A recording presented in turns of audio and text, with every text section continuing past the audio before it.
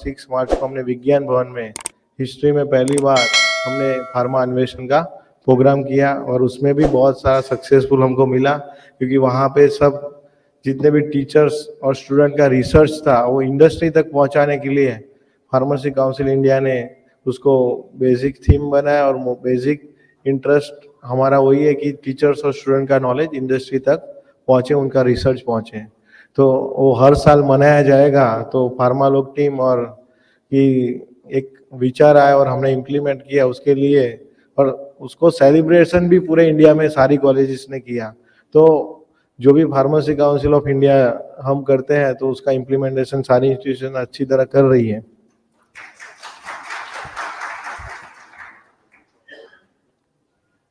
तो प्रोग्राम इसीलिए जरूरी है कि हम डे डिक्लेयर करते हैं, फार्मेसी वीक चल रहा है, pharmacy world pharmacist day celebrate हम करते हैं। ये क्यों जरूरी है आपको पता ही है कि हम सब सोसाइटी में से आ रहे हैं और सोसाइटी को पता होना चाहिए कि फार्मासिस्ट की ड्यूटी क्या है और फार्मासिस्ट क्या करते हैं। अभी तक तो कोरोना से पहले तो किसी को पता नहीं था इतना, पर कोरोना के बाद फार्मासिस्ट क्या है और फार्मा फील्ड क्या है वो जो नहीं जानता उनको भी पता है, मतलब जो गांव में है उनको भी पता चल गया। क्योंकि पहले लोग फार्मेसी को वो खेत वाला फार्मेसी मानते थे गांव में, ये ऐप से शुरू होता होगा। पर अभी आपको पता है कि कोरोना में इतना सारा हमने दवाई और मेडिसिन का अवेयरनेस हो गया कि सबको बेसिक मेडिसिन क्या लेनी चाहिए और कौन सी लेनी चाहिए वो सारा गूगल देखकर वीडियो देखकर सबको पता चल गया। तो एक अवेयरनेस फार्मा फील्ड की आई और पूरे वर्ल्ड में, जैसे ही हमारे ऑनरेबल एमपी साहब ने बताया कि पूरे वर्ल्ड में हमने दवाई सप्लाई की, मेडिकल डिवाइस का सप्लाई किया, सर्जिकल मास्क सप्लाई किया। अभी जो हमारे आदरणीय प्रधानमंत्री जी का जो सपना है वसुधैव कुटुंबकम, मतलब कि हम मटेरियल में तो आगे ही, पर जो मैन पावर सप्लाई में जैसे फार्मासिस्ट, डॉक्टर, नर्स, बहुत सारे 56 जो टेक्निकल हेल्थ केयर प्रोफेशनल्स हैं जो हमारी हेल्थ केयर सिस्टम में डायरेक्टली और इनडायरेक्टली उनका रोल है, तो उनको पूरे देश भर में कैसे भेजा जाए और इंडिया के ही लोग वहां जाके उनकी ट्रीटमेंट करें। इंडिया के पॉपुलेशन की तो करें पर पूरे वर्ल्ड के पॉपुलेशन की ट्रीटमेंट करें, वैसा हमारे आदरणीय प्रधानमंत्री जी का स्वप्न है। और उसके लिए एक पोर्टल भी आदरणीय प्रधानमंत्री जी ने बनवाया है, वो भी लॉन्च होने वाला है, जिससे पूरे देश भर में 56 तरह के अलग अलग क्राइटेरिया, मतलब प्रोफेशनल का इंटरनेशनल की तरह हम कैटेगराइज किया है। उसमें आप अप्लाई करोगे तो आपको जो भी कंट्री में जाना होगा वो कंट्री के लिए आपका मतलब उनकी एम्बेसी को दिखेगा कि भी मतलब I am interested in Canada, तो कनाडा की एम्बेसी को दिखेगा।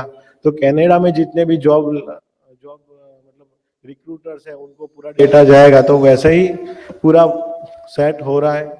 और बहुत सारे इंटरनेशनल स्टूडेंट इंडिया में आके कैसे पढ़ाई करें, क्योंकि आपको पता है कि हमारे बच्चे वहां जा रहे हैं, पर अब आने वाले समय में वहां के बच्चे इंडिया में आके कैसे पढ़ाई करें, उसके लिए भी जो बाउंड्री लगी है वो भी भारत सरकार खत्म करने के लिए मतलब पूरी पॉलिसी चेंज कर रही है कि जिसे कुछ भी बाउंड्री न रहे। क्योंकि फार्मेसी काउंसिल ऑफ इंडिया अभी यूके, यूरोप, ऑस्ट्रेलिया, मतलब बहुत सारी कंट्री के साथ उनकी एम्बेसी के साथ हमारी मीटिंग्स लगातार हो रही है, जिसमें हमारे बच्चे वहां जा सके और उनके बच्चे इजीली इंडिया आ सके। मतलब हमारी जो एजुकेशन सिस्टम है मतलब सभी कंट्री के लिए एक होनी चाहिए, वैसा एक प्रोविजन बनने जा रहा है। तो उसके लिए भी हम फार्मेसी काउंसिल इंडिया काम कर रही है। अभी बहुत सारा जो बदलाव है इंटरनेशनल रूल्स रेगुलेशन में एजुकेशन को लेकर आने वाला है।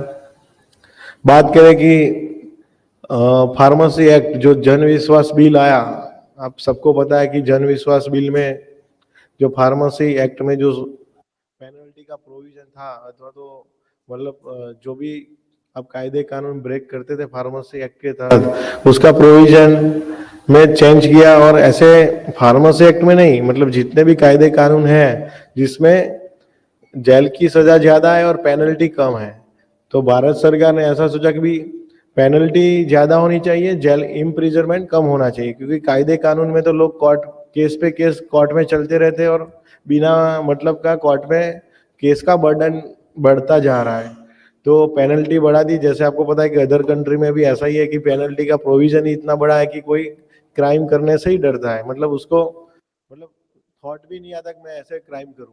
तो वैसे इंडिया में भी इम्प्लीमेंट हो गया है जन विश्वास बिल की तहत। तो फार्मेसी एक्ट में हमने जो संशोधन हुआ उसमें भी ऐसा है कि 1 लाख का दंड है, 2 लाख का दंड है, और जो पहले 6 महीने की सजा थी वो 3 महीने की हो गई, और जो 1,000 फाइन था वो 1 लाख और 2 लाख जैसा हो गया। तो हमारे फार्मासिस्टों को अभी समझने की जरूरत है कि अगर आपने अपना सर्टिफिकेट, और जो नॉन फार्मासिस्ट है अगर वो डिस्पेंस करेंगे तो उनपे भी दंड का प्रोविजन किया है। तो वो सारा एक्ट है, अब उसको इम्प्लीमेंट ड्रग डिपार्टमेंट या फार्मेसी काउंसिल जो स्टेट की है वो कैसे करती है उस पर हमको सोचना चाहिए, क्योंकि कायदे कानून तो सरकार इम्प्लीमेंटेशन के लिए बनाते, पर हमारे ही लोग उसको डाइल्यूट करके इम्प्लीमेंटेशन नहीं होने देते। तो उस पर हमको सोचना चाहिए। और अभी आपको पता है कि कल ही हमारा गैजेट एक नया हुआ कि जो हम पिछले 1 साल से लगे हुए थे उसके पीछे, कि आधार कार्ड और पैन कार्ड से, मतलब आधार कार्ड ऑथेंटिकेट डेटा हमारे पोर्टल में आ जाए। तो पोर्टल भी हमारा नया बन गया है फार्मेसी काउंसिल ऑफ इंडिया का।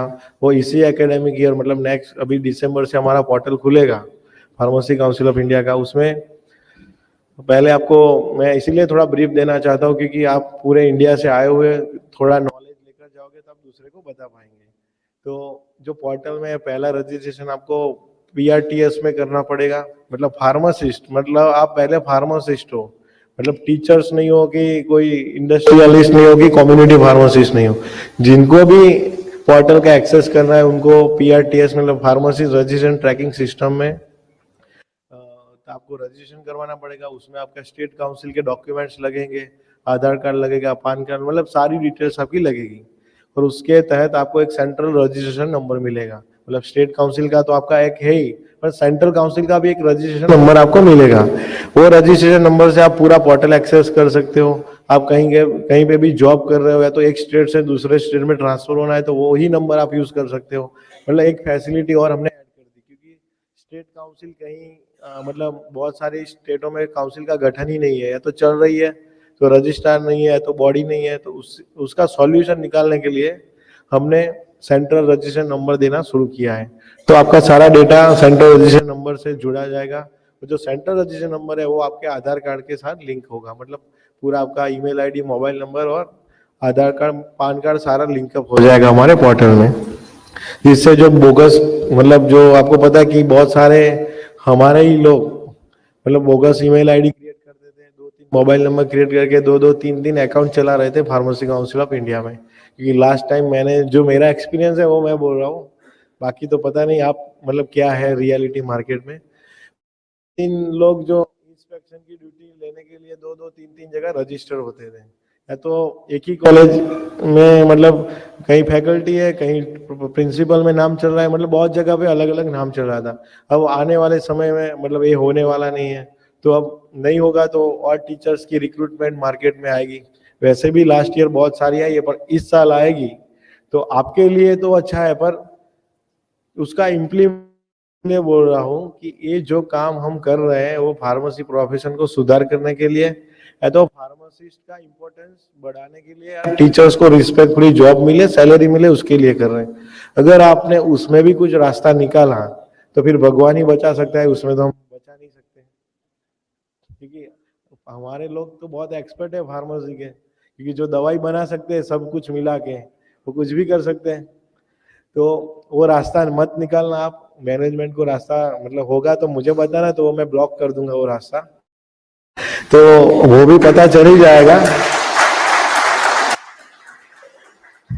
पर आप नए टीचर्स सब मैनेजमेंट को टाइट करिए कि आप टीचर्स रखिए, क्योंकि अब तो वैसे ही ऑटोमेटिकली पता चल जाएगा कि टीचर्स है कि नहीं है, जेन्युइन है कि नहीं है। और उसको मैं आगे जाके फूड एंड ड्रग की, मतलब सेंट्रल ड्रग डिपार्टमेंट और स्टेट ड्रग डिपार्टमेंट के साथ हमारी वेबसाइट का कैसे लिंकअप हो, क्योंकि इंडस्ट्री में भी नाम चला रहे, फार्मेसी स्टोर में भी चला रहे, तो वहां पे कैसे लिंकअप हो आने वाले 1-2 महीने में, वो भी मैं ट्राई करूंगा और वो भी लिंकअप मैं करवा दूंगा, जिससे जो बोगस मेडिकल स्टोर चल रहा है या तो बोगस फैकल्टी चल रही है वो सारी सिस्टम से दूर हो जाएगी। मतलब जेन्युइन टीचर और जेन्युइन फार्मासिस्ट ही प्रैक्टिस कर पाएंगे।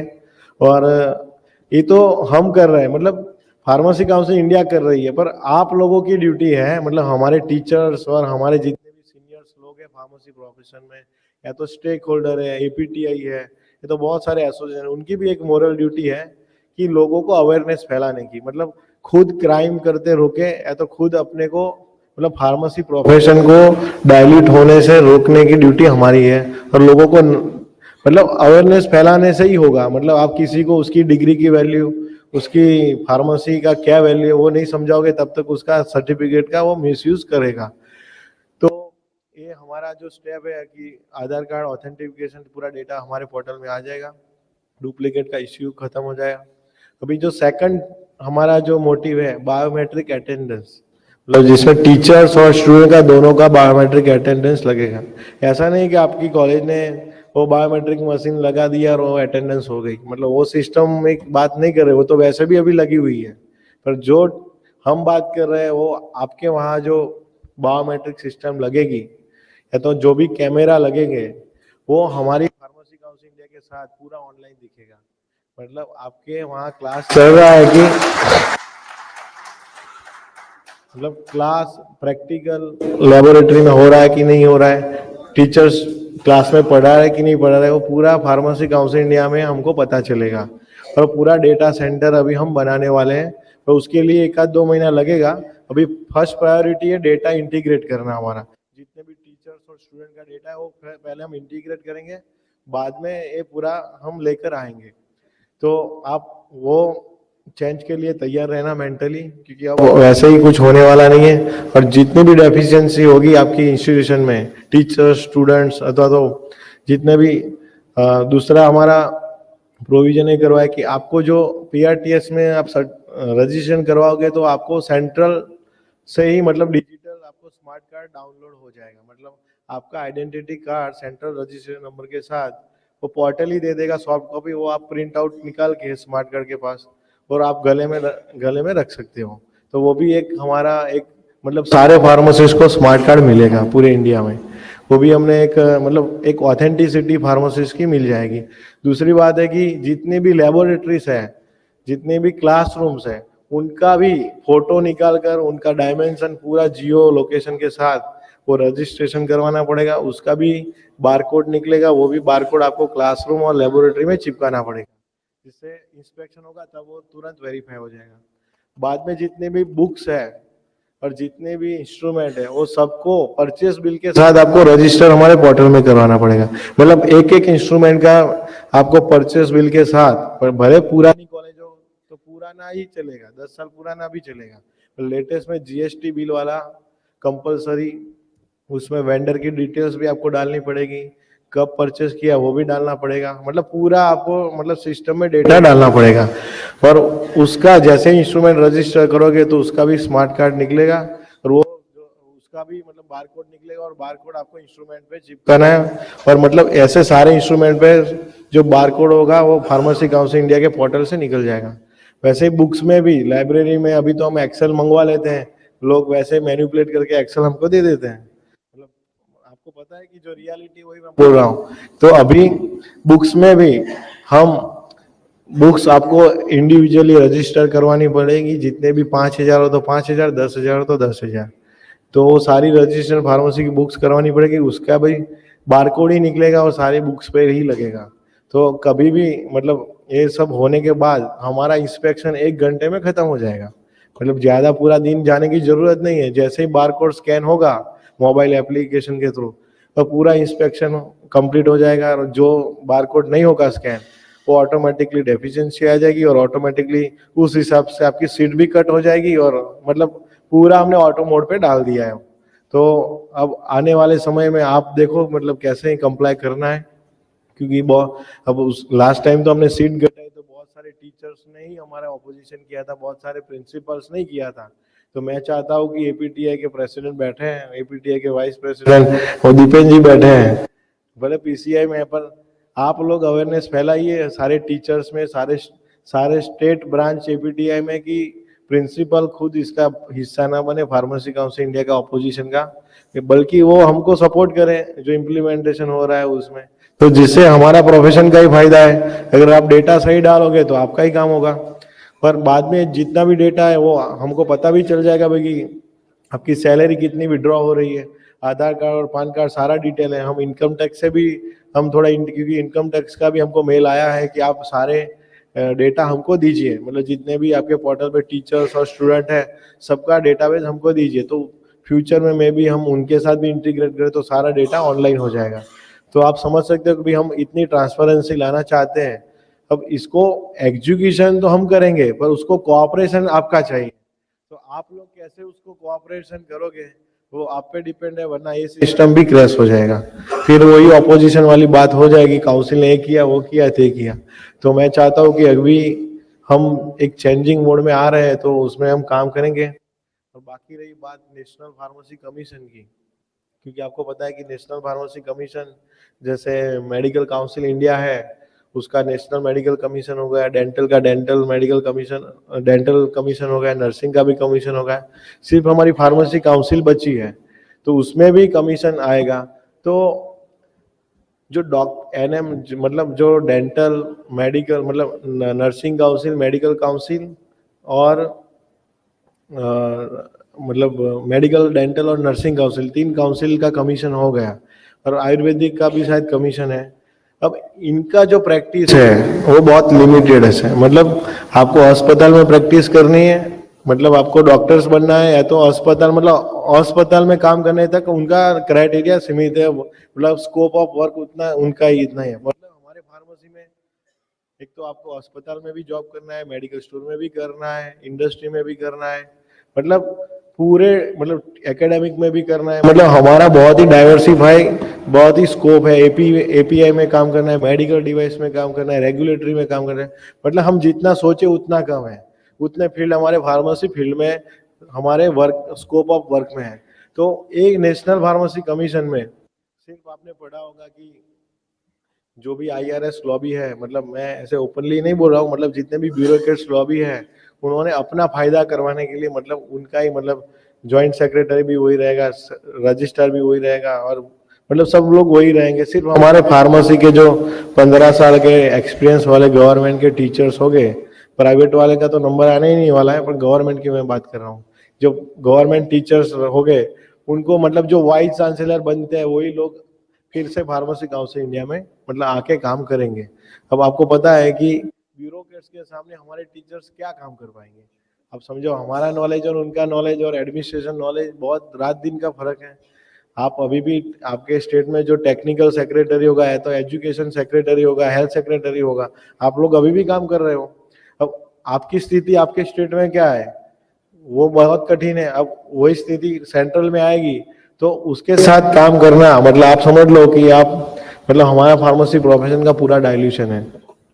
और मैं इसीलिए बोल रहा हूँ कि देखो मैं फार्मेसी काउंसिल इंडिया का प्रमुख प्रेसिडेंट आज हूँ, कल कोई और बनेगा, उससे कुछ चेंज नहीं होने वाला। फ्यूचर में भी बहुत सारे हमारे senior professor pharmacy council India के प्रेसिडेंट रह चुके हैं, उन्होंने भी अपनी नॉलेज के तहत अपने टाइम देने के तहत उन्होंने भी फार्मेसी प्रोफेशन को कुछ ना कुछ दिया है। मैं भी कुछ दूंगा, हमारी टीम पूरी देंगे, पर आने वाले समय में कि मैं परमानेंट तो फार्मेसी काउंसिल इंडिया का प्रमुख रहने वाला नहीं हूँ, कोई ना कोई नया भी आएगा। तो आने वाले समय हमारी काउंसिल रहनी चाहिए। मेरा एक ही कॉन्सेप्ट है कि फार्मेसी काउंसिल रहनी चाहिए, क्योंकि 7,000 फार्मेसी कॉलेजेस है, इतनी इंडस्ट्री बड़ी है, इतने अस्पताल है, इतने मेडिकल स्टोर्स हैं, तो हमारे प्रोफेशन को कंट्रोल करने के लिए ब्यूरोक्रेट्स आ जाएंगे तो प्रोफेशनलिज्म खत्म हो जाएगी। आपको पता है कि मेडिकल काउंसिल में एनएमसी आने के बाद उनकी हालत बहुत खराब हुई है, सबको पता है, वो बोलने की जरूरत नहीं है मुझे। पर जो डॉक्टर्स की वैल्यू जब मेडिकल काउंसिल था उस टाइम आपको पता है कि सरकार भी हिल जाती थी, मतलब एक डॉक्टर को अगर आपने कुछ बोल दिया तो मतलब आप समझ लो पूरे इंडिया में स्ट्राइक हो जाती थी। आज के दिन में आप डॉक्टर को बोल दो कुछ नहीं होता है, मतलब कमीशन बन गया तो अब उनकी भी ताकत खत्म हो गई, तो एक प्रोफेशनलिज्म खत्म हो गया। प्लस मेडिकल कमीशन बनने के बाद उनके जो डॉक्टर्स की सैलरी, आपको पता है कि एमबीबीएस डॉक्टर को 25,000 सैलरी मिल रही है आज के दिन में, बेसिक सैलरी 25,000 मिल रही है, मतलब पूरे स्टेट में आपको पता है कि 25,000 से सैलरी एमबीबीएस को दे ही नहीं रहा है, मतलब उनका जो ग्रेड था वो डाउन आ गया। बाकी जो बात करें उनका पे स्केल भी नहीं चेंज हुआ। और बात करें कि डॉक्टर की जो कैडर्स है सरकार में उनमें भी कोई अपग्रेडेशन नहीं हुआ। तो मैं इसीलिए आपको समझा रहा हूँ कि 5 साल नेशनल मेडिकल कमीशन को हो गए, तो डॉक्टर की स्थिति जो अपग्रेड होनी चाहिए वो तो हुई नहीं। प्लस जो डॉक्टर्स की इंडिया में बहुत ही मतलब गट्स है, मतलब आपको पता है कि पूरे इंडिया में डॉक्टर्स की संख्या बहुत कम है, इसीलिए हम मतलब कम्युनिटी हेल्थ ऑफिसर वो सब सरकार प्रोविजन कर रही है। तो इस 5 साल में नए मेडिकल कॉलेज तो खुले, मतलब गवर्नमेंट ने खोले पर प्राइवेट तो खुले नहीं। बता आने वाले 5 साल में क्या डॉक्टर्स इतने बन पाएंगे जिससे हमारा इंडिया का मतलब हमारे मेडिकल में डॉक्टर्स की कमी कम हो जाएगी? नहीं होने वाला है। तो इस साल भी नेशनल मेडिकल कमीशन ने सारे मेडिकल कॉलेजों की इंटेक 0 कर दी और सब अभी नो एडमिशन में है, बहुत सारी कॉलेज है। तो डॉक्टर बनने की तो है। हमारे फार्मासिस्ट की अब मैं बात करूं कि फार्मासिस्ट में हमारे पास तो enough numbers of pharmacy colleges है, इनफ नंबर्स ऑफ टीचर्स है, स्टूडेंट्स है, सब कुछ है। तो आने वाले समय में हमारा जो बेसिक इश्यूज है कि टीचर्स की सैलरी और पे स्केल, वो मुद्दा क्या है नेशनल फार्मेसी कमीशन में एड्रेस हुआ है? तो नहीं हुआ है। जो गवर्नमेंट के फार्मासिस्ट है, डॉक्टर्स के लिए तो चलो शुरुआत से कैडर्स बनी है, पर हमारे फार्मासिस्ट कैडर कोई हाथ ही नहीं पकड़ रहा है, ना स्टेट गवर्नमेंट ना मतलब सेंट्रल गवर्नमेंट ने। हमारे माँ बाप कौन है? मतलब हमारी cadre senior pharmacy officer, chief pharmacy officer और डायरेक्टर तक होनी चाहिए। अभी हम फार्मासिस्ट ही और फार्मासिस्ट में ही रिटायरमेंट हो रही है। अभी बहुत सारे स्टेटों ने गैजेटाइज किया है कि चीफ मतलब सीनियर फार्मेसी ऑफिसर की तरह, पर ऑफिसर लगाने से उनका पे स्केल तो चेंज नहीं हुआ, वही का वही पे स्केल है। तो नामकरण चेंज हुआ पर कुछ बदला नहीं। तो वो एड्रेस क्या हुआ है नेशनल फार्मेसी कमीशन में? वो भी एड्रेस नहीं हुआ है। तीसरी बात है कि जो स्टूडेंट्स पढ़ रहे हैं उनका फ्यूचर, मतलब आप समझो अभी हम इतने लोग काम कर रहे हैं, फार्मेसी काउंसिल इंडिया करे, बहुत सारे कॉलेजेस काम कर रहे हैं। अगर ये बहुत ही जरा हो जाएगा तो आने वाले समय में फार्मेसी कॉलेजेस की संख्या भी कम हो जाएगी या तो बहुत ओवर हो जाएगी। तो जो स्टूडेंट की जो फ्यूचर, मतलब आप समझो कि ड्रग एंड कॉस्मेटिक एक्ट हमको ज्यादा इफेक्ट करता है, ड्रग एंड कॉस्मेटिक एक्ट हमारे फार्मेसी प्रोफेशन को। तो ड्रग एंड कॉस्मेटिक एक्ट जब हमारा फार्मेसी एक्ट बना तभी ड्रग एंड कॉस्मेटिक एक्ट बना था।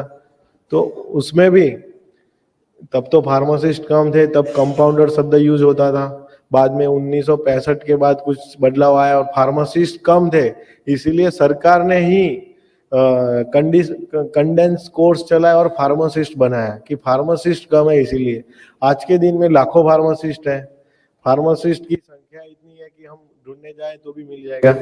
तो ड्रग एंड कॉस्मेटिक एक्ट को चेंज करना चाहिए कि जिसमें इंडस्ट्री में लिखा है कि कॉम्पिटेंट पर्सन, होलसेल हो, मैन्युफैक्चरिंग हो कि कहीं भी हो, चाहे कॉस्मेटिक एक्ट हो, मतलब मेडिकल डिवाइस एक्ट हो, फूड सेफ्टी एक्ट हो, मतलब सभी जगह पे हमारा फार्मेसी का कोई प्रोविजन अभी तक प्रॉपर नहीं है कि हम फार्मेसी पढ़ रहे हैं पर हमको ज्यादा इम्पेक्ट करने वाले जो 4 एक्ट है, मतलब drug and cosmetic act, food act, cosmetic act, मतलब cosmetic and magic remedy act है, फिर मेडिकल डिवाइस एक्ट है, उसमें हमारे फार्मासिस्ट की वैल्यू तो कहीं की नहीं कि वो शुरू करने के लिए कंपलसरी फार्मासिस्ट का सुपरविजन होना चाहिए। अब रिटेल में है, मतलब आप फार्मेसी स्टोर शुरू करोगे तो उसमें तो है, पर होलसेल में नहीं है। अगर दवाई बन रही है, डिस्ट्रीब्यूशन हो रही है, आप रिटेल में फार्मेसिस्ट को रखते हो, तो होलसेल में आपको पता है सबसे ज्यादा दवाई का टेम्परेचर वेरिएशन डिस्ट्रीब्यूशन में ही आता है। पर आपको हम सब फार्मासिस्ट है, अगर दवाई का सनलाइट में एक्सपोजर हो गई या तो टेम्परेचर अल्टर हो गया, अब 25 डिग्री में आपको पता है कोई मेंटेन ही नहीं करता। बहुत सारी मेडिसिन में 25 डिग्री स्टोर एरिया है। अभी हमारा इंडिया का क्लाइमेट ही ऐसा है कि मिनिमम 35 टू 40 डिग्री टेम्परेचर पूरे इंडिया में है। तो आप समझो कि डिस्ट्रीब्यूशन में कहीं पे भी मेडिसिन की जो स्टोरेज कंडीशन मेंटेन नहीं हो रही है, तो जो पोटेंसी है दवाई की कुछ तो अल्टर होगी। और सनलाइट भी एक्सपोजर का भी बहुत सारा है।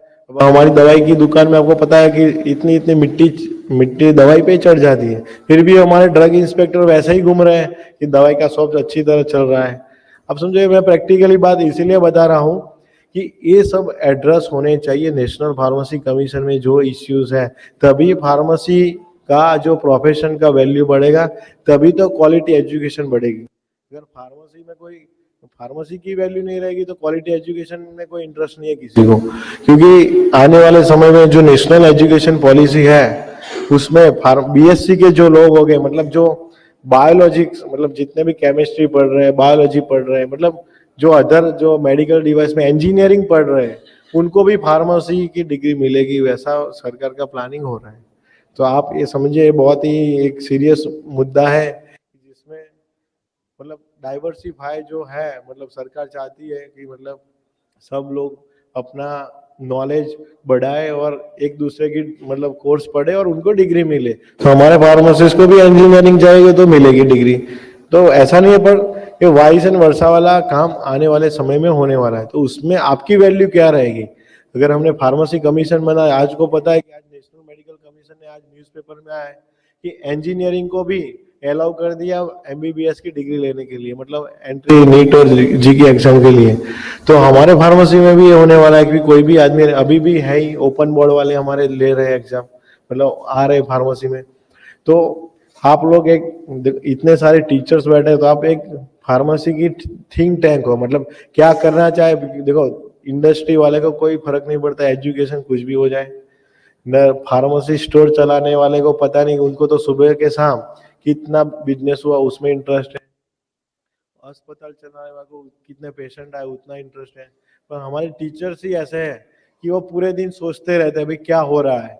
मतलब आप लोग एक थिंक टैंक हो फार्मेसी की, कि क्या होना चाहिए और क्या नहीं होना चाहिए, मतलब आप आइडेंटिफाई कर सकते हो क्या सही है क्या गलत है। तो मैं चाहता हूँ कि जो नेशनल फार्मेसी कमीशन में आप एक अच्छा इनिशिएशन लीजिए, जिससे सरकार को सही मैसेज जाए और जो कमीशन बने तो हमारा फार्मेसी प्रोफेशन का इंटरेस्ट प्रोटेक्ट हो, मतलब टीचर्स का हो, स्टूडेंट का हो, अस्पताल फार्मासिस्ट का हो, इंडस्ट्री का हो, क्योंकि भारत देश में सबसे बड़ी इंडस्ट्री फार्मा इंडस्ट्री है। आप एकेडमिक में हमारे टीचर लाख टीचर्स हो गए पूरे इंडिया का मैं मिला होगा, तो अब इंडस्ट्री में काम करने वाले लाखों है, मतलब बहुत सारे लोग हैं। वैसे ही फार्मेसी स्टोर में काम करने वाले भी 10-12 लाख हैं। तो आप समझो कि जो जिनको ये बिल इफेक्ट करेगा उनका ही प्रोविजन नहीं है उसमें। जो टीचर्स का भी, मतलब गवर्नमेंट टीचर्स 15 साल के एक्सपीरियंस वाले जो वाइस चांसलर है, जो सूट बूट टाई पहन के घूमेंगे, उनको ही रखेंगे लोग। मतलब आप समझ सकते हो मैं क्या बोल रहा हूँ आपको, कि वैसे भी वो काम हो चुका है, फार्मेसी काउंसिल इंडिया में भी हो चुका है। इसीलिए मैं आपको प्रैक्टिकली बोलूंगा कि यही लोग आएंगे और फिर से वही अच्छी अच्छी बातें करके चले जाएंगे। तो प्रैक्टिकली जो हम इम्प्लीमेंट होना चाहिए वही काम करना चाहिए। और अभी जो नेशनल फार्मेसी कमीशन में आप हर एक एपीटीआई को भी मैं बोलूंगा, बहुत सारे जो सीनियर टीचर्स हैं वो भी अपना व्यूज अच्छी तरह सरकार में रखे। सरकार ने ऑलरेडी कोऑपरेशन हमको दिया है। देखो आप, सरकार भी चाहती है कि कुछ अच्छा काम हो, फार्मेसी में अच्छी सुधार हो, तो सरकार भी चाह रही है। पर जो कमेटी बनी थी, जो एक्ट बनाने के लिए नेशनल फार्मेसी कमीशन बनाने के जो कमेटी बनी थी, वही डॉक्टर की थी। आप समझो, वैसा है ना, मैं इसीलिए बोल रहा हूँ कि सरकार चाहती है कि अच्छा हो फार्मेसी में, सरकार ऐसा नहीं चाहती कि फार्मेसी का बुरा हो। पर सरकार को जो रिप्रेजेंट करते हैं वो कमेटी में ही डॉक्टर्स थे, वो हमको कभी भी रिप्रेजेंटेशन अच्छी तरह करने ही नहीं देंगे। और जो 2-4-5 लोग फार्मेसी के लोग रखे थे, वो तो फार्मासिस्ट के टेररिस्ट लोग हैं, आप समझ लो। क्योंकि उन लोगों ने कुछ अच्छा, इतने सालों में वो हर एक पोजीशन पे रह चुके हैं, उन्होंने कभी अच्छा काम ही नहीं किया है। वो एक भी अचीवमेंट अगर कोई मुझे दिखा दे उनका कि फार्मेसी प्रोफेशन के लिए उन्होंने एक अच्छा अचीवमेंट, वो वाइस चांसलर रहे या तो ये रहे, तो बता दें। तो आप समझ लो वो फार्मासिस्ट के हमारे टेररिस्ट है, तो वो टेररिस्ट क्या करेंगे हमारे लिए। तो मैं चाहता हूँ कि हमारा वॉइस सरकार तक पहुंचे कि फार्मेसी का अच्छा, अगर हम ये करेंगे तो होगा, तो सरकार जरूर हमारी बात कंसीडर करेगी, क्योंकि सरकार पॉजिटिव डायरेक्शन में ही काम कर रही है। और आपको पता है कि हमारे प्रधानमंत्री और हेल्थ मिनिस्टर भी पॉजिटिव सोच रखने वाले हैं, कि उनको ऐसा कि फार्मेसी का जो इंडिया का फार्मेसी है वो पूरे वर्ल्ड में कैसे जाए, वो वैसी सोच रखने वाले लोग हैं। तो हमको भी ऐसी सोच को आगे बढ़ाने के लिए हमारे अच्छे व्यूज मतलब करने चाहिए। हमको कोई ऑपोजिशन नहीं करना है, पर हमारा व्यूज रखना है वहाँ पे, कि जो कमिटी ने व्यूज रखा तो पूरा फर्जी रखा है। अगर हम ऐसा करेंगे तो ही फार्मेसी प्रोफेशन का अच्छा होगा। वैसे फार्मेसी का फील्ड बहुत ही, मैंने पहले बोला कि इतने सारे फील्ड जुड़े हुए हैं, वो सरकार को कौन बताएगा। काउंसिल तो अपना व्यूज दे देगी, पर पब्लिक अगर अपना व्यूज देगी कि हमारे इतने इतने फील्ड है, उसको हम इफेक्ट हो रहा है बिल, अगर ये आएगा तो हमारा कोई एग्जिस्टेंस नहीं रहेगा। अब समझो कि स्टेट फार्मेसी काउंसिल्स है, अभी बहुत सी जगह पे है ही नहीं। मतलब अब बिहार देख लो यूपी देख लो, तो बच्चों का रजिस्ट्रेशन ही नहीं हो रहा है।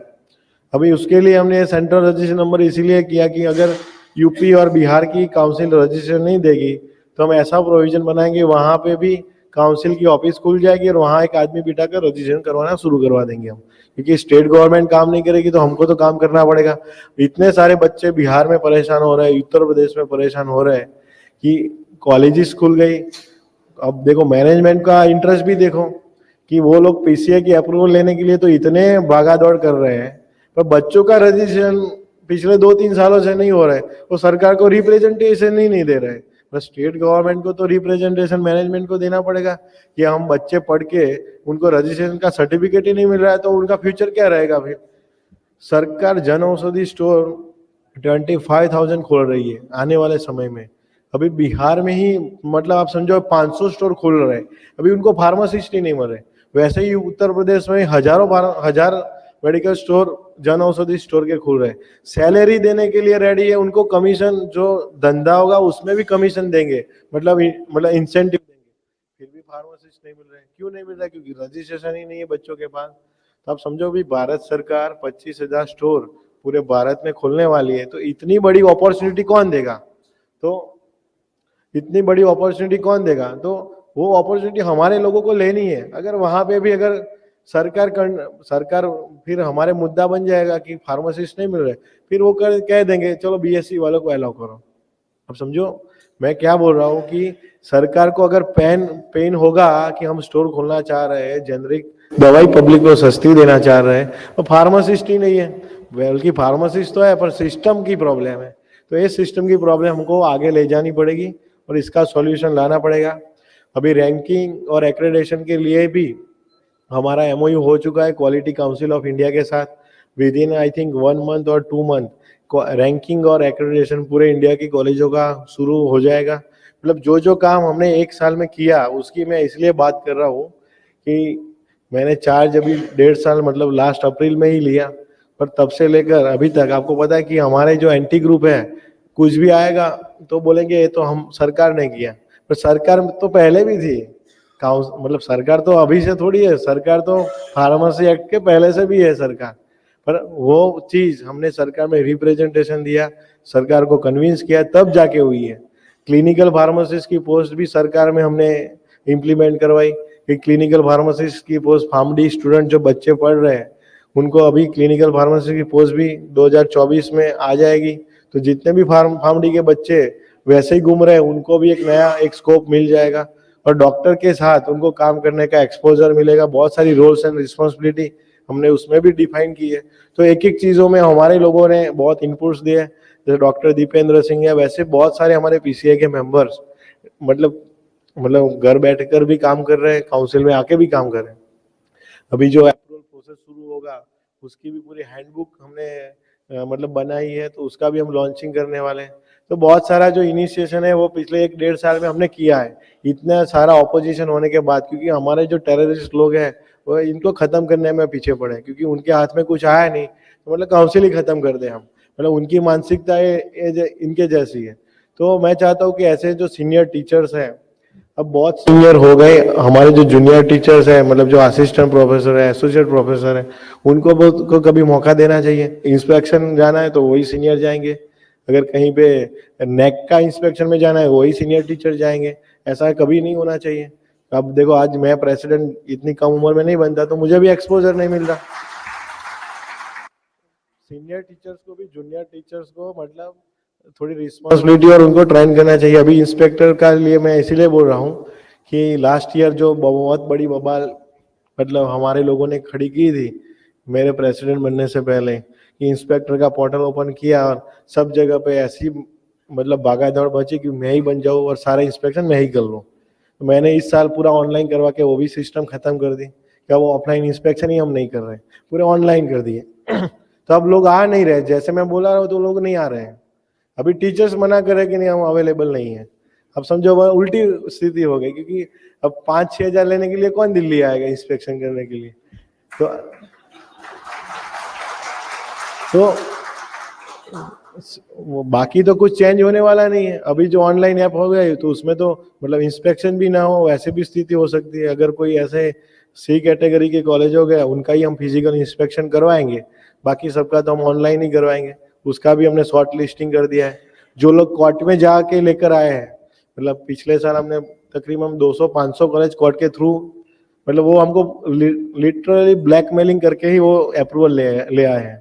तो उन लोगों को भी बंद करवाएंगे हम। पहले उनका ही टारगेट है कि उन लोगों को कैसे बंद किया जाए। ये सब फर्जी थे, फिर भी कोर्ट का वो लेके, मतलब कोर्ट का बेनिफिट लेके वो मतलब आ गए हैं। टीचर्स नहीं है, कोर्ट फिर भी बोल रही कि उनको परमिशन दो, हमारे इंस्पेक्शन रिपोर्ट रखने के बावजूद भी। क्योंकि मतलब इन लोगों ने 2-3 जो एडवोकेट है दिल्ली के बहुत बड़े एजेंट है, मतलब वो उनका काम ही यही है। तो बहुत ही मतलब इन लोगों को भी अभी इस साल पता चलेगा कि जो लोग कोर्ट में जा रहे हैं उनकी हालत भी बहुत खराब होने वाली है। तो मैं चाहता हूं कि फार्मेसी काउंसिल इंडिया हम सबकी काउंसिल है, प्रेसिडेंट की थोड़ी काउंसिल है, आप लोगों की काउंसिल है। मैं तो एक एडमिनिस्ट्रेटर हूँ कि जो मेरा टेन्योर है मैं काम करूंगा चला जाऊंगा, पर आप सबकी काउंसिल है तो आप ऐसी तरह सोचोगे तो ही हमारी फार्मेसी प्रोफेशन का एक डेवलपमेंट होगा। क्योंकि किसी को क्रिटिसाइज करके कोई फायदा नहीं है। अभी आपको पता है कि जो मैंने 2-3 ग्रुप में देखा कल ही कि एक गैजेट कुछ सरकार का सर्कुलेट हो रहा था, उसमें 2-3 सीनियर प्रोफेसर भारत सरकार को क्रेडिट दे रहे थे। तो काम तो सरकार का ही है, सरकार ने ही किया है। तो मैं आप वो तो बोलो कि आप अभी तक क्यों नहीं करवाए, मतलब इतने सालों से काउंसिल है, सरकार है, अभी तक क्यों नहीं हुआ, अभी ही क्यों हुआ। और उसके लिए सरकार ने बोला और हमने किया है, मतलब फाइल तो हमने शुरू की तब जाके उन्होंने गैजेट किया है ना। तो इधर सिस्टम इंफ्रास्ट्रक्चर, आईटी इंफ्रास्ट्रक्चर वो सारा मैंने डेवलपमेंट करवाया काउंसिल में, तभी जाके हुआ है ना। आपको पता है कि पुराने पोर्टल में कितने सारे दिक्कत थे सबको, अभी नया पोर्टल हमने बना दिया है, सबको नया आईडी पासवर्ड दे दिए। तो पुराना सिस्टम में बहुत ही गड़बड़ी थी, वो पूरा सिस्टम ही बंद कर दिया मैंने, नया पोर्टल डेवलपमेंट करवा दिया। तो बहुत सारा जो सिस्टम है हमने चेंज किया है। जितने भी आने वाले समय में अगर आपकी कोई ग्रीवेंस है वो भी आपको पोर्टल में ही से ही रेज करनी है, मतलब किसी पब्लिक ग्रीवेंस है तो पब्लिक से करनी है, अगर कोई इंस्टीट्यूशन की ग्रीवेंस है तो इंस्टीट्यूशन में से ही ग्रीवेंस रेज करनी है। उसका भी आपको ट्रैकिंग मिलेगा और अपडेट मिलेगा, आपको मेल और मैसेज मिलेगा। वैसे सिस्टम हमने अभी डेवलपमेंट की है कि आपको एक एक ग्रीवेंस का ट्रैकिंग भी मिलेगा। अगर वो एक्शन नहीं होगा तो तुरंत मुझे रिपोर्टिंग होगा और उस पर हम एक्शन करवाएंगे। मतलब बहुत सारी ट्रांसपेरेंट सिस्टम हम डेवलपमेंट कर दिया और उसका मतलब 1 दिसंबर से हम इम्प्लीमेंट भी करेंगे। और दूसरी खुशी की बात यह बता रहा हूँ कि आपको पता है कि हमारी फार्मेसी काउंसिल एक इंडस्ट्री एरिया में और कोने में पड़ी है, जिसको कोई मतलब दिल्ली में आए तो भी कोई मतलब जाने के लिए सोचे ही नहीं। पहले इसीलिए नहीं जाते कि वहां पे कोई रिस्पॉन्स नहीं दे रहा था, मतलब आपको पता है कि लोग 2-2 3-3 दिन बैठ कर आते थे। पर अभी हम नई हमारी फार्मेसी काउंसिल जो नरोजी नगर है वहां पे हमने बिल्डिंग का लिया है, मतलब तो काउंसिल हमारी आने वाले 2-3 महीने में वहां शिफ्ट करेंगे हम, तो पूरी काउंसिल ही शिफ्ट हो जाएगी। तो आपको एयरपोर्ट से 20-30 मिनट में आ सकते हो, सेंट्रल दिल्ली से भी 20-30 मिनट में आ सकते हो, आपको वहां पे जाने की जरूरत नहीं पड़ेगी। और वो बिल्डिंग को हम एज अ ट्रेनिंग सेंटर या तो जो मैंने बोला डेटा सेंटर बनाने वाला है कि पूरा इंडिया की कॉलेजेस का हम वहां से मॉनिटरिंग करेंगे। तो वो बिल्डिंग में हम ऐसा मॉनिटरिंग करेंगे। तो बहुत सारा हमने इम्प्लीमेंटेशन आने वाले 2-3 महीने में होने वाला है। बहुत सारी जो रिसर्च की जो एआईसीटी ग्रांट देती थी उसके लिए हम पोर्टल, अब समझो कि कैसे कैसे मुझे परेशान किया जा रहा है उसकी बात करूं कि एआईसीटी के चेयरमैन के साथ हमने मीटिंग की कि आपकी जो टेक्नोलॉजी है, मतलब जितनी भी रिसर्च ग्रांट है वो ग्रांट है, मतलब आपका पैसा भी भारत सरकार का है, पीसीआई का पैसा भी भारत सरकार का है। अगर आपने वहां डेवलपमेंट करवा लिया है, वहां पे आपने मतलब जितने भी टीचर्स और स्टूडेंट को ग्रांट्स मिलती है, रिसर्च और जो भी जितनी भी पॉलिसी जो मिलती है ग्रांट्स, वो सारी पीसीआई ने हमने इम्प्लीमेंट तो कर दी, हमारे मीटिंग में आ गया, बजट का प्रोविजन हो गया, सब कुछ हो गया। पर उसको अप्लाई करने के लिए तो पोर्टल चाहिए आप लोगों को। तो वो पोर्टल मैंने बोला कि हम एआईसीटी से सीधा ले लेते, क्योंकि वो डेवलपमेंट का खर्चा फार्मेसी काउंसिल इंडिया फिर से करवाएगी, 6-8 महीना और चले जाएगा। तो उससे बेटर हम एआईसीटी से ले लेते। हमने मीटिंग की, चेयरमैन ने अच्छा रिस्पॉन्स भी किया और पॉजिटिवली उन्होंने बोला कि हम पूरा कर देंगे। बाद में नीचे की जो टीम है और हमारी जो टीम है उन्होंने बहुत फॉलोअप किया, मतलब मेरी फार्मेसी काउंसिल इंडिया की टीम, आईटी की टीम और पॉलिसी की टीम, इतना सारा फॉलोअप लिया, अभी तक उन्होंने हमको टेक्नोलॉजी ट्रांसफर नहीं किया है। आप समझो कि उनके पीछे कौन है, आप लोग समझ सकते हो कि ये काम नहीं होना चाहिए। हमारे ही दुष्ट लोग हैं कि काम अच्छा होने में भी रोक लगाते हैं कि ये होना ही नहीं चाहिए, तभी पॉलिसी आएगी टीचर्स और स्टूडेंट के लिए। अब हम pharmacy council India with in 1 month मैं नया पोर्टल बनवा दूंगा और वो आप लोगों को बेनिफिट मिलना शुरू हो जाएगा। मतलब जितने भी रिसर्च एआईसीटी जितनी ग्रांट देती है वो सारी रिसर्च ग्रांट, मतलब जो भी पॉलिसी है वो सारी पीसीआई देगी। तो ये सारे प्रॉब्लम इसलिए बता रहा हूँ कि एक हमारी condition pharmacy council of India में क्या क्या रही है, क्योंकि आपको पता है कि लास्ट ईयर हमारी जो सेक्रेटरी है उसने भी वीआरएस लेकर चली गई, क्योंकि आपको वो भी स्थिति बहुत कठिन है कि मेरे जो 6 महीने गए वो मुझे ही पता है कैसे गए। तो उसके बाद जो काम शुरू हुआ, जो मित्तल जी ने चार्ज लिया, प्रतिमा मैडम है, बहुत सारा हमारा पीसीआई का स्टाफ है, अभी नई हमारी है, नए लोगों की भी रिक्रूटमेंट की, अभी और नए लोगों की दिसंबर मंथ में हम एडवर्टाइजमेंट निकाली थी, उसका इंटरव्यू करने वाले हैं। तो जो काउंसिल में 35 लोग काम करते थे उसमें से 6-8 लोग ही टेक्निकल पर्सन थे। मतलब पूरी फार्मेसी काउंसिल इंडिया को चलाने के लिए मतलब 5-6 लोग ही टेक्निकल पर्सन थे, और वो भी बिना एक काम करे तो दूसरा रह जाए, दूसरा करे तो तीसरा रह जाए, तो मतलब पूरा ऐसे ही हौच पौच सिस्टम चलती थी। तो आज के दिन में हमने शायद 55 स्टाफ हम ले आए हैं, और अभी ये रिक्रूटमेंट होगा तो और 50-60 स्टाफ और आ जाएगा। मैं टेक्निकल स्टाफ की बात कर रहा हूँ, मतलब डेटा एंट्री ऑपरेटर तो मैं सोच रहा हूँ 100 कर देंगे हम, पर जो टेक्निकल स्टाफ है हम 100 करेंगे, जिससे पूरे इंडिया को एक अच्छी सर्विस मिले। और हर एक स्टेट वाइज हम एक ऑफिसर रखेंगे और उनके नीचे पूरी टीम बनाएंगे, जिसे जो भी कॉलेजों का है तो जो भी स्टेट के टीचर्स और स्टूडेंट का इश्यू है वो ऑन द स्पॉट 48 आवर्स में रिजॉल्व होना चाहिए, ऐसी सिस्टम बनाने जा रहे हैं। तो ये सारा, क्योंकि अभी फार्मेसी काउंसिल इंडिया की बिल्डिंग में इतनी जगह कम पड़ रही है, मतलब बैठने के लिए जगह ही नहीं है, तो इसीलिए हमने नई बिल्डिंग ली और वहां पे पूरा 32,000 स्क्वायर फीट में एक ही फ्लोर पे सारे लोग काम करेंगे। अभी हमारा 3rd फ्लोर है और 4th फ्लोर है।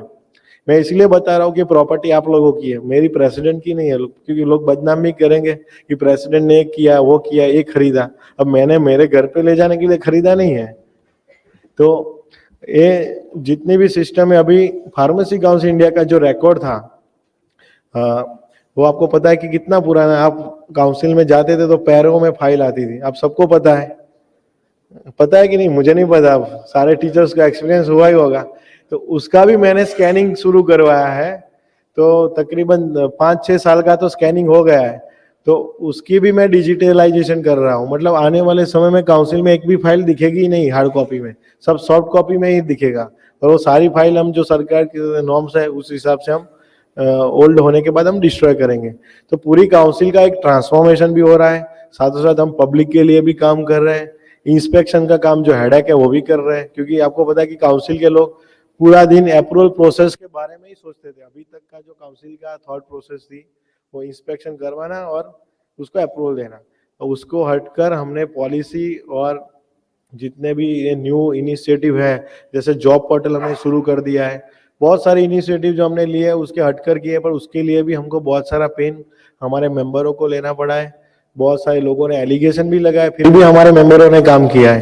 तो उसके लिए भी, क्योंकि प्रेसिडेंट अकेला काम नहीं करता, टीम वर्क के बिना कुछ काम होता भी नहीं है, और बहुत सारे एक्सपर्ट जो बाहर से लोग हैं उनको भी किया है। अब मैं चाहता हूँ कि हर एक स्टेट में, अगर एपीटीआई तो है ही, पर जो अच्छे टीचर सीनियर्स अथवा तो जूनियर्स जो जिसकी कम्युनिकेशन स्किल अच्छी है, हम फार्मासिस्ट के ही काउंसिल के ही वॉलंटियर्स बनाएंगे। जो फार्मेसी काउंसिल इंडिया की जितनी भी पॉलिसी हर महीने आएगी या तो न्यू इनिशिएटिव आएगा, उनका हम मतलब कह सके एक वर्कशॉप करवाए, ऐसा कुछ करवाए। जैसे अभी पोर्टल आएगा तो उसके लिए भी हम प्लान कर रहे हैं कि हर एक स्टेट में एक एक वर्कशॉप हो सारे प्रिंसिपल्स और मैनेजमेंट का, जिससे उनको आसानी रहेगी कैसे पोर्टल भरना है, नहीं भरना है। बाद में ऐसा एक ग्रुप बनाए कि जिससे काउंसिल का है वो सारा मैसेज, अभी हम बल्क ईमेल और बल्क मैसेज वो भी हमने इंटीग्रेट कर दिया है नया पोर्टल में, कि जितने भी पॉलिसीज आएगी वो आपके पोर्टल में तो दिखेगी, पर आपका ईमेल में भी आएगी, सारे टीचर्स को ईमेल पे आएगी, सारे मैनेजमेंट को आएगी, जितने भी लोग हमारे पोर्टल में रजिस्टर हैं उन सबको पीसीए के जो भी सर्कुलर होगा, जो भी अपडेट्स होगी, वो सारे लोगों को मैसेज भी जाएगा और ईमेल भी जाएगा। वो क्योंकि आपको पता है कि आधे टीचर्स तो ईमेल खोलते भी नहीं होंगे, तो मैसेज पढ़ेंगे। फिर हम पूरा सोशल मीडिया की भी हमने शुरुआत कर दी है, फेसबुक पेज बनाए, ट्विटर बनाए, अभी यूट्यूब की चैनल भी बनाएंगे जिसमें जितने भी अच्छे टीचर्स होंगे उनकी हम वीडियोस रखेंगे। मतलब आने वाले समय में बहुत सारा काम हम करने वाले हैं, क्योंकि कमीशन बनेगी काउंसिल, हमारा फार्मेसी प्रोफेशन बदलने वाला नहीं है, वही रहने वाला है। तो हम हमारा काम करते जाएं, बाकी का काम जिनका टेररिस्ट एक्टिविटी फैलाना है वो फैलाते रहेंगे, तो उनको उनका काम करने दो, हम हमारा काम करेंगे।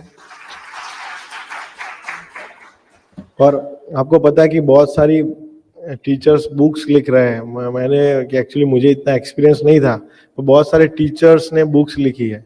तो अब वो बुक्स की वैल्यूएशन कौन कर रहा है? आज के दिन में कोई नहीं है।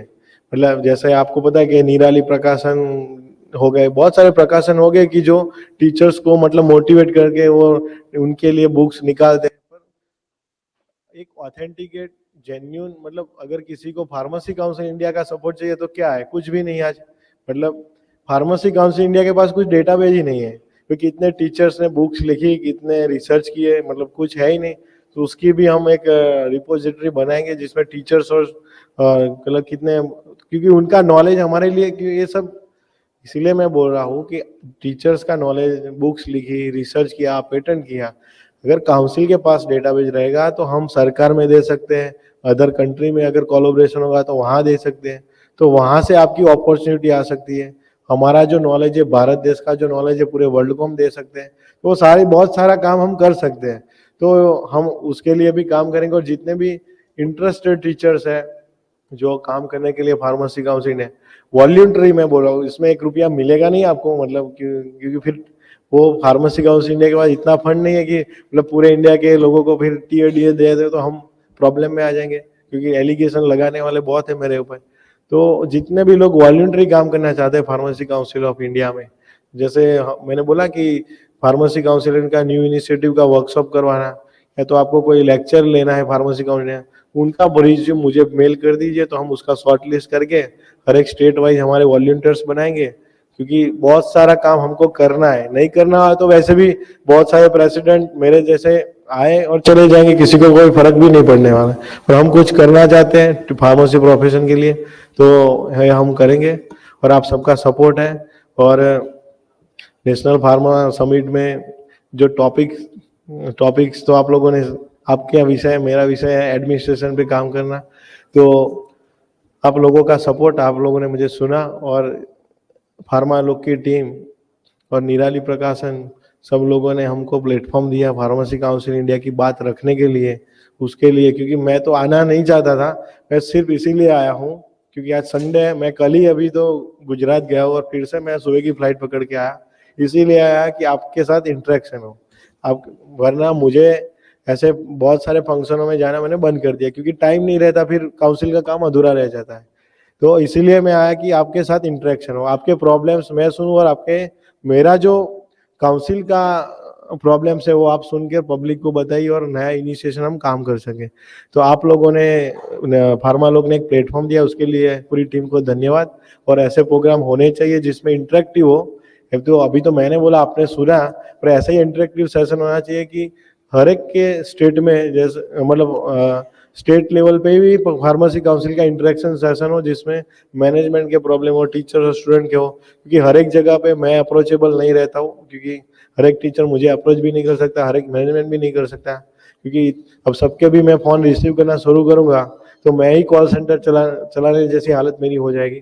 तो बहुत सारी टाइम लिमिट्स होती है, क्योंकि काउंसिल में मेरे को ही मतलब अप्रूवल अथॉरिटी मैं ही हूँ, तो सारे मेल पढ़ना मुझे रहता है, सारा काम मुझे करना पड़ता है। मतलब रजिस्टर था, पर उसके पास जितना पावर है वो करते हैं, बाकी काम मुझे करना पड़ता है। तो बहुत सारा टाइम की कंस्ट्रेंट है, फिर भी हमने इतना मतलब इनपुट्स लेके आउटपुट्स दिया है काउंसिल की तरफ से पब्लिक को। उसके लिए आपका सहयोग और सहकार चाहिए फ्यूचर में। और कोई भी फार्मेसी काउंसिल इंडिया के प्रति नेगेटिव बात करे तो काउंसिल आपकी है, तो आपको ही प्रोटेक्शन करना चाहिए और उनको भी भगा देना चाहिए, क्योंकि वो सब टेररिस्ट है। जो काउंसिल के खिलाफ बात करेंगे वो सारे टेररिस्ट ही है, आप समझ लेना। क्योंकि काउंसिल मेरी नहीं है, वो आप सबकी है। जैसे स्टेट फार्मेसी का, क्योंकि आपकी registration fees state pharmacy council में जमा है, तो आपका योगदान है, तो काउंसिल आपकी है, मेरी थोड़ी ना है। तो आपकी काउंसिल समझकर आपको प्रोटेक्शन करना है, काउंसिल का भी और काउंसिल की इमेज का। आपको पता है कि कभी भी नेशनल मेडिकल कमीशन हो, डेंटल काउंसिल हो, नर्सिंग काउंसिल हो, आयुर्वेदिक काउंसिल हो, कभी भी कोई क्रिटिसाइज आपस में नहीं करता है। हमारे फार्मासिस्ट में ही ऐसा है, या तो फार्मेसी काउंसिल का करेंगे, या तो स्टेट फार्मेसी काउंसिल का करेंगे, या तो कोई प्रोफेसर का करेंगे, या तो कोई लीडर का करेंगे, पर ऐसा नहीं सोचेंगे कि भी आप नहीं बोल रहे तो कोई तो काम करेगा तो क्रिटिसिज्म होगा। बहुत सारे लोग क्रिटिसिज्म करने के लिए ही बने हैं, कि उनका नेचर, कि उनका धर्म भी वही है। आपको समझे, वो कितनी भी बड़ी पोजीशन पे पहुंच जाएंगे, वो क्रिटिसाइज ही करेंगे लोगों को। तो वो सब में हम नहीं पढ़ना चाहिए, पॉजिटिव एनर्जी में काम करना चाहिए। और आप कितना योगदान दे सकते हो फार्मेसी प्रोफेशन में, लोगों ने जो दिया, पर आप कितना दे सकते हो वही सोचना चाहिए। और आप लोगों ने मेरी बात सुनी, उसके लिए सभी लोगों का धन्यवाद। Thank you. जय हिंद, जय भारत।